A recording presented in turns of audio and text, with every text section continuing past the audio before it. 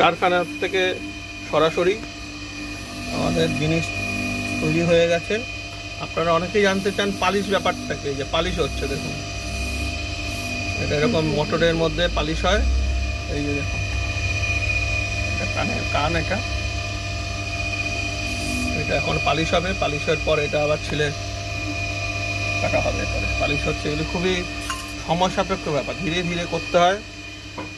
আমাদের ওয়ার্কশপ থেকে সরাসরি এই মেশিনটা হলো আমাদের, আপনাদের পাত হয় না, এই জিনিসগুলো প্রত্যেকটা পাত করতে হয়, তারই মেশিন। এই যে আসুন আমরা দেখি ঘুরিয়ে ঘুরিয়ে, এই যেরকম করে ঘুরিয়ে ঘুরিয়ে এই এখান থেকে ঢোকাতে হয়, পাত হয়ে ওই দিক থেকে বেরোয়। তো কারখানায় কাজ করা কিন্তু খুবই কষ্টের। আপনারা অনেকে ভাবেন ফ্যান বন্ধ করে এখানে কাজ করতে লাগে, কারণ প্রদীপ জ্বলে। এই যে প্রদীপ জ্বলছে দেখুন,